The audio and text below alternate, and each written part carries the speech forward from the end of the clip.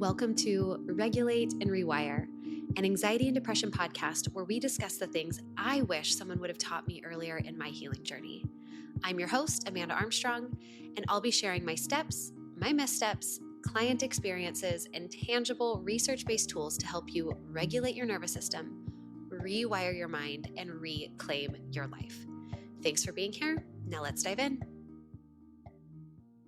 Today, let's talk about the anxiety attack I almost had at the airport earlier this summer. So this is a conversation where I want to share with you a real life example from my life where I had activation, anxiety show up in a big way and how I navigated that, in hopes that you can hear this story and that maybe it provides a little bit more context, understanding for how you might navigate these moments in your very real life. And the warning or preface that I want to give is I am going to take you through this story detail by detail. So if you are already feeling a little worked up today, maybe come back to this episode later when my life or my airport stress won't increase yours, but instead you can simply come to and listen to a chaotic story for entertainment and educational purposes. And before I go into sharing the details of my story, I want to quickly answer a question I got recently about the difference between an anxiety and a panic attack. And the simple way that I explain the difference between these is to think about an anxiety attack as something that happens gradually versus a panic attack that comes on really quickly, 0 to 10, almost out of nowhere. And what may or may not feel helpful for you is to note that the DSM-5, which is the Diagnostic Standards Manual, technically doesn't recognize the term anxiety attack, only panic attacks. And it categorizes panic attacks as unexpected or expected. So an unexpected panic attack occurs without obvious cause. So an example of that a client recently shared was they were standing in line at the grocery store and they were feeling fine and then suddenly they weren't. They were feeling shortness of breath, dizzy, sweaty, immediately felt like I've got to get out of here. I got to get out of here right now. Then you have expected panic attacks. So these are cued by external stressors, oftentimes predictable external stressors, things like phobias, fears, certain people, certain places. When it comes to differentiating between these terms, oftentimes my clients don't. They use the term anxiety attack or panic attack pretty interchangeably, but there are other clients who found it really helpful to have this differentiation because they very clearly experience one or the other or both. Anxiety attack, again, being this gradual buildup of worry, fear to anxiety, then to what you might label panic, versus a really quick onset of panic, 0 to 10. And how this applies to our conversation today is that it will be pretty obvious that this airport experience was a more gradual get there.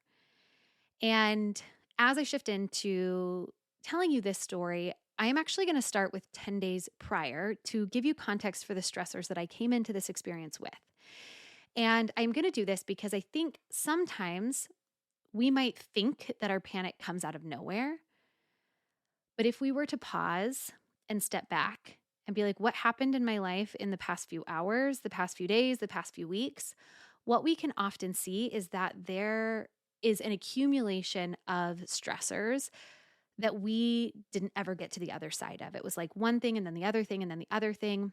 We never were able to help our nervous system fully reset back into a regulated green zone.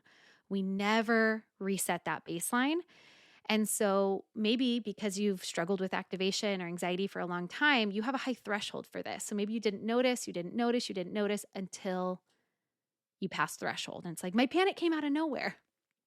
But what we need to remember is that until our system has reset, our stress bucket is just getting more and more and more and more full. And we eventually will pass that threshold. We will become symptomatic. And that can look like an anxiety attack, a panic attack. And so starting with the part of today's conversation where I'm going to take you detail by detail through this, week and a half of my life. So for some more context, my family, me, my husband, and my 2 young boys, we live in Virginia, just outside Washington, D.C. And my parents and two of my siblings live in Southern California where I grew up. And every summer, my family has a standing event the last weekend of July. And my husband's family has a standing trip to a remote fishing village in Canada. So for the last 3-ish summers, we know that we are going to California. We are coming home. We have about a 48-hour turnaround to then get in our camper van and drive 13 hours to this fishing place in Canada for them.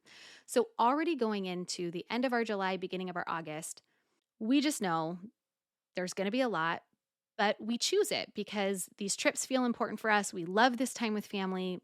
So at least up to this point, it's felt really worth it. Going into our trip to California, my dad calls us the night before and is like, hey, I've got some food poisoning. I just might not be my best when you get here. We're like, bummer for you, no big deal. When we get there, let us know how we can help out. Well, the next morning on our way to the airport, we find out that my mom is sick as well. And since food poisoning isn't contagious, we knew that my dad had something viral. And I suppose that we could have turned around and gone home, but we didn't. We got on the plane and we headed their way. We get there. My mom isn't feeling great. My dad isn't feeling great. And for, I guess, maybe to add another layer to this, as a kid and all growing up, the family vacation that we did a lot was to go to a lake house in Arizona. It's about a 4-hour drive from my parents' house. That's like a staple memory of my childhood. We'd go wakeboarding, and it's really fun when we're in California that I have the opportunity to share that with my kids too. So our plan was to fly to California, the next day drive to the lake house for a couple days and then come back. So like I said, we get there, mom's not feeling great, dad's not feeling great, but they said, we're feeling good enough to drive to the lake house and we can just, keep it low key and hang out there while you guys go to the lake and play. And all my other siblings are coming too. Well, we get there. Day 1 there, my brother gets the stomach flu. We're just like, oh no, oh no. Night 2, my 15-month-old wakes up sick and my sister gets it. Day 3, we just decide, you know what? We need to race back to my parents' house so that we can all just get sick and be miserable in the comfort of their home. On the way home, my husband gets sick. Later that night, it got me. Then the next day, my 4-year-old son, then my other sister. It was awful. So needless to say, the first 5 days in California were not as fun or relaxing as we anticipated. The next 5 days were some really fun things and also some not so fun family drama. And overall, our 10-day California trip it turned into one of those trips where I was so happy to go. And I was also really, really happy to leave. I just wanted to get me and my little family back home and rest, recuperate, and on to the next thing. So now where we are in this story is the day of our flight home. We are all healthy. We're in good spirits at this point. I did a nervous system check-in that morning. I was like, I feel pretty good. I don't feel anxious, overly activated. I'm excited. I'm looking forward to getting home, doing a million loads of laundry, and then just getting on to our next trip. We are flying out of LAX. And so for those of you who aren't familiar with LAX, it is a big airport in Los Angeles, California. And traffic on a Tuesday mid-morning can be pretty unpredictable. So we gave ourselves, 45 minute to an hour buffer extra, which would have been great. Except about 20 minutes into this drive, my husband realizes that the flight he thought left at 11 a.m. actually leaves at 10 a.m. Cool. We look at the map based on our ETA. We are going to arrive at LAX 15 minutes before they close boarding. And my thought is like, there's no way.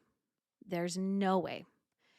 So he gets on the phone with their ticketing service, asks if there's any way we can make the flight.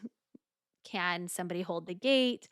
What you need to know about my husband is that he is an eternal optimist who is certain it'll all be fine all the time. That quality is something that I love the most about him, while it simultaneously being the single quality that I want to strangle him the most for. So we're in the car. my system is starting to activate, which makes sense. There's now this additional layer of urgency where it wasn't before. The ticketing agent confirms there's no way you're going to make this flight. Don't worry, because of the way you booked it with no extra charge, I will rebook you to a flight 4 hours later.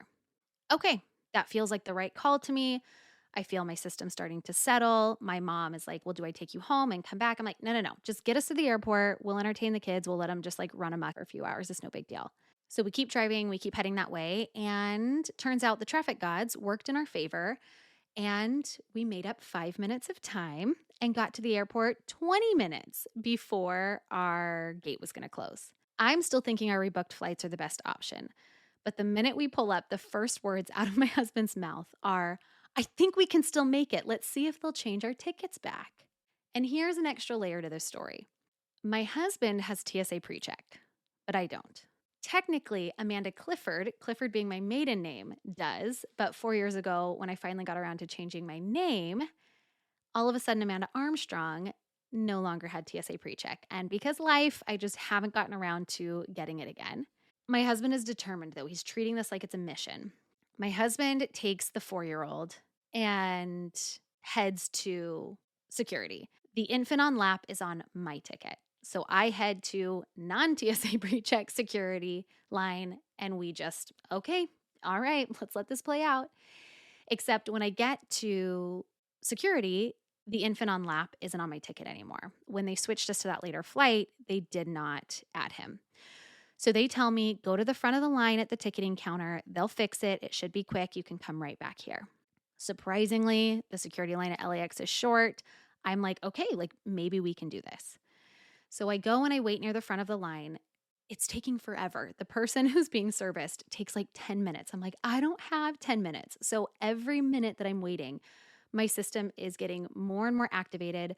My son is getting heavier and heavier. He's screaming. He's throwing his pacifier. 15 months is just the hardest, at least for me, the hardest because you can't really communicate with them a ton, but they have these big wants and needs.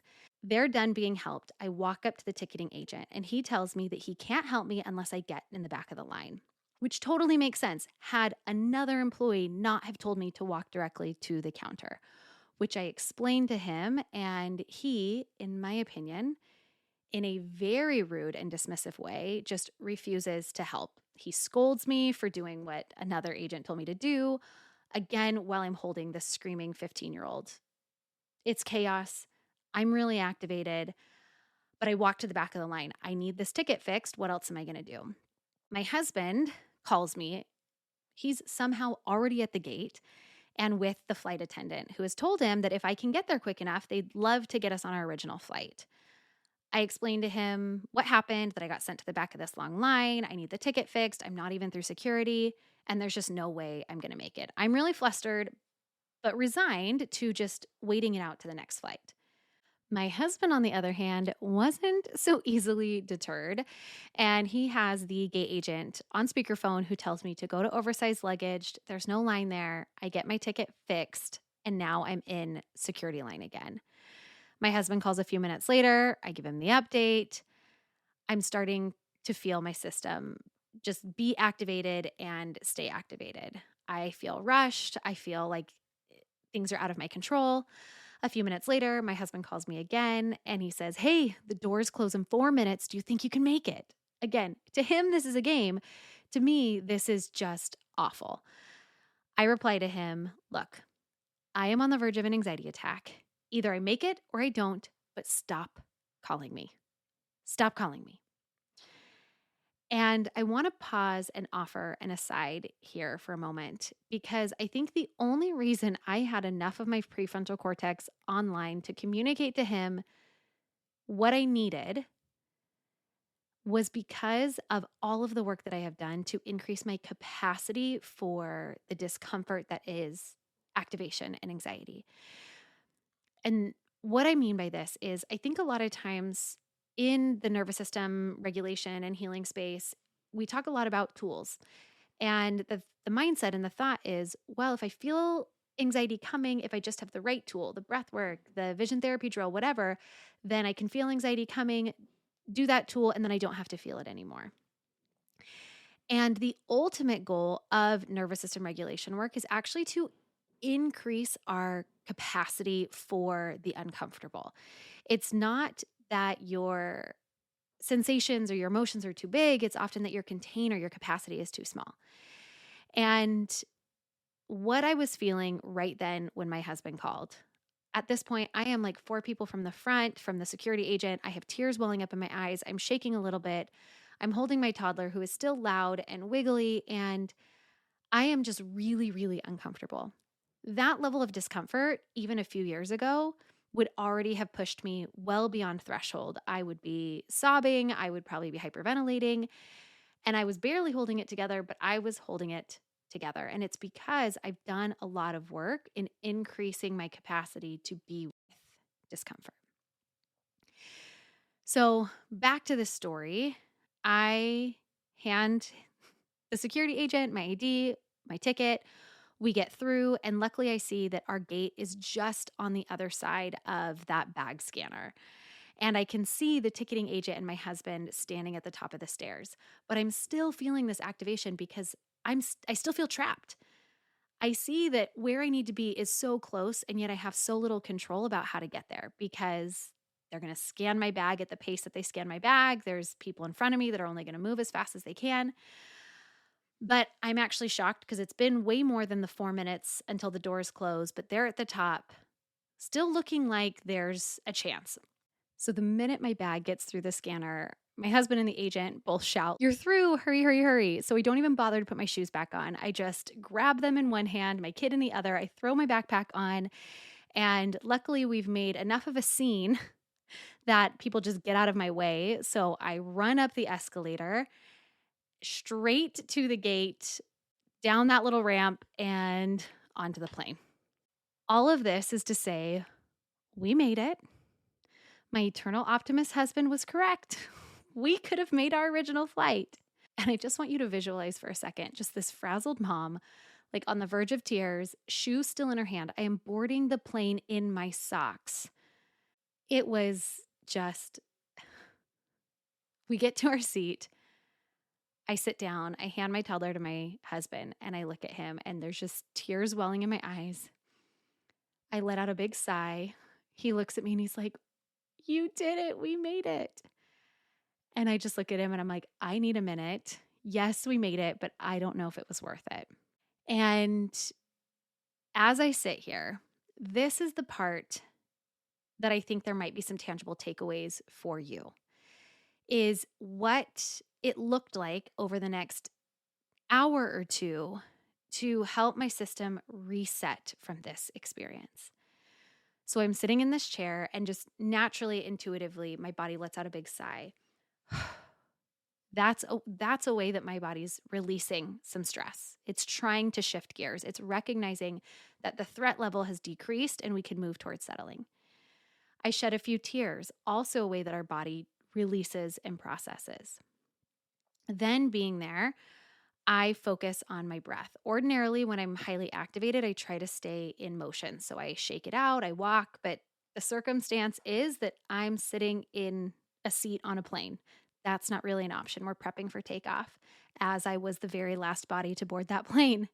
So I'm focusing on my breath. I'm looking around. I'm doing some of my vision therapy drills because the other part of this reality is that I still have a 6-hour flight to get through with my kids.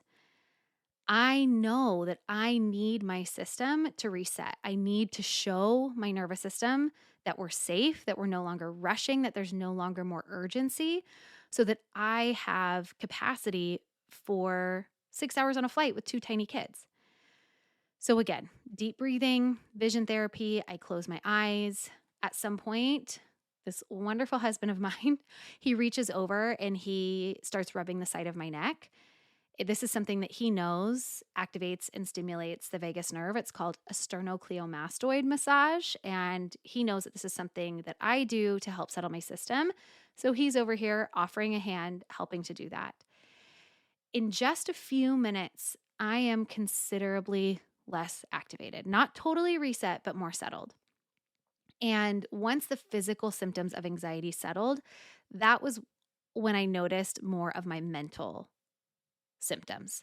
My mind started to spiral out about how rude the agent was. I was replaying that interaction over in my head, what I should have said, how I could have reacted differently, just how awful he was by telling me to go to the back of the line when somebody else told me to go to the front of the line. And if he just wouldn't have been that way, then this whole thing would have gone better for me, right? Like if you would have been different, then I wouldn't have to feel as awful as I feel right now.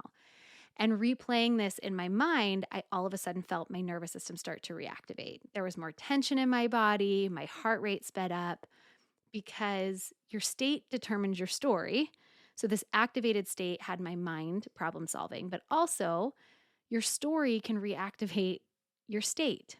And so your brain doesn't know the difference between just replaying and re experiencing stressful situations. So once I had noticed my spiraling thoughts creating more tension and activation in my body, I simply went back through the motions of regulating again. I focused on my breath, I rubbed my neck, I did some vision work.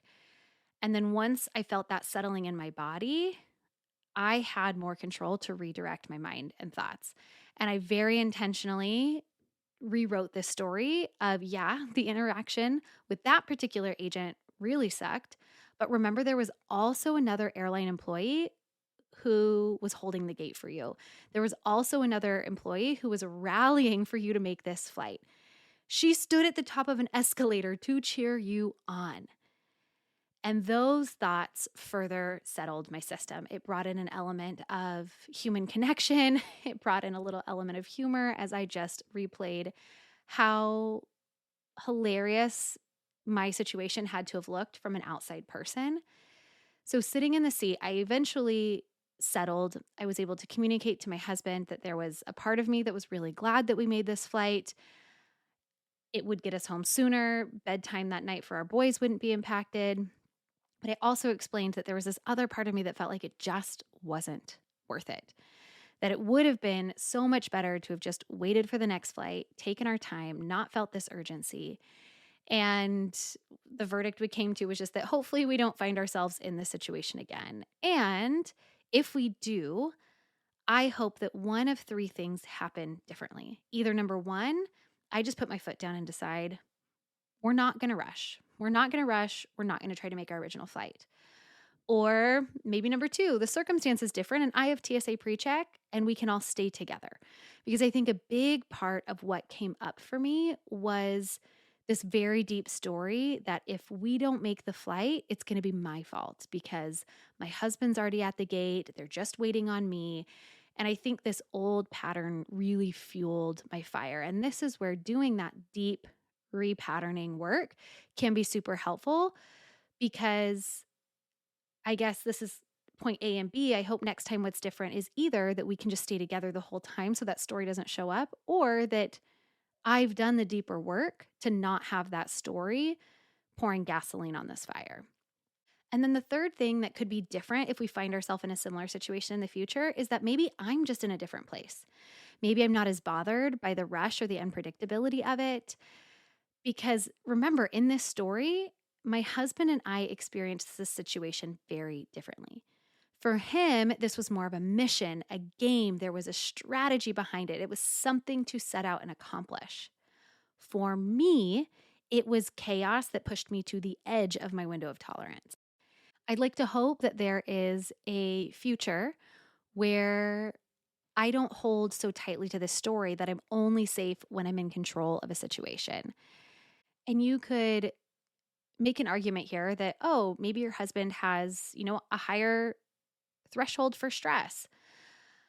I don't know that that's necessarily true. I think sometimes people have different reactions to the same situations because they're experiencing them differently. So maybe, right, my husband and I in the same situation responded to this differently. Maybe it is because one of us had a higher stress threshold, either overall or just that day in particular. Or maybe it's because there was something about this situation and the way that it played out based on my past lived experiences, my beliefs, the parts of me that are different than him, that it felt more stressful. So I set that context for if you find yourself in a similar situation with a friend or a partner where you're going through something and they seem to be handling it totally fine and you don't, or maybe vice versa. I think we tend to default to a story of I'm less than, I'm broken because. And what often exists here is either their stress bucket today just is less full. This particular situation plays on your past lived experiences, your beliefs differently than theirs does. Or maybe they do have more coping skills, different mindset, tools, and a higher capacity for stressful situations. And as we get close to time for today's episode, I think I'll make that the first tangible takeaway from today's episode. And that's that number one, oftentimes we experience the same situations differently than other people around us. And that doesn't have to mean that you or them are wrong for the way that they experience it. Number two is that when we are stuck in states of dysregulation, that changes the way that we view and interpret situations in our life. The next time you find yourself ranting, spiraling out about, or even simply retelling an experience, my invitation for you is to pause and reflect on whether this story that you're telling yourself, the thoughts that are spiraling out in your brain, is this story being filtered through a lens of regulation or dysregulation? And if you can check into your body and it feels calm and you're rationally thinking about these things, okay, we can replay situations from a place of regulation. And you'll know that because you're looking at it through a lens of curiosity, compassion, creativity. But if you are replaying a situation, spiraling out about it, 10 out of 10, there's likely some dysregulation in your system as well. Can you pause for a moment, address the body-based sensations of activation or shutdown? And that is going to help you slow down the retelling and the spiraling in your mind.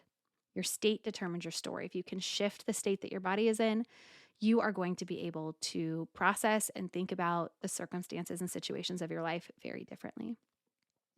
And number three is that if this would have happened a few years ago, absolutely would have had a meltdown equivalent to my toddler's, and it likely would have thrown me off for days and days and days. I didn't match my son's meltdown, and I was mostly reset from this experience before the plane took off.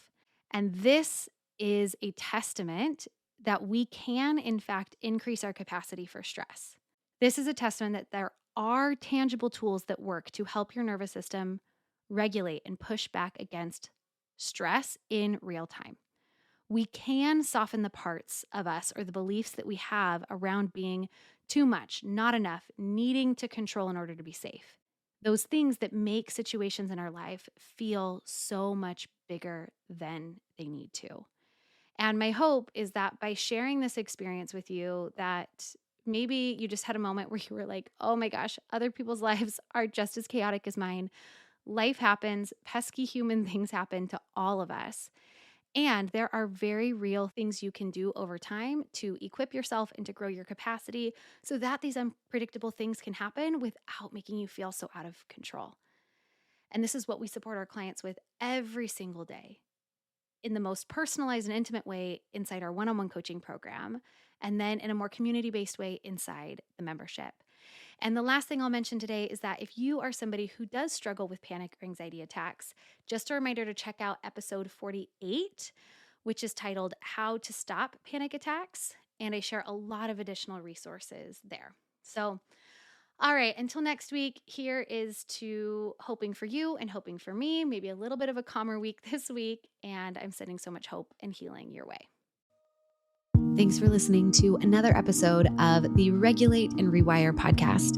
If you enjoyed what you heard today, please subscribe and leave a 5-star review to help us get these powerful tools out to even more people who need them. And if you yourself are looking for more personalized support in applying what you've learned today, consider joining me inside Rise, my monthly mental health membership and nervous system healing space, or apply for our one-on-one anxiety and depression coaching program, Restore. I've shared a link for more information to both in the show notes. Again, thanks so much for being here, and I'll see you next time.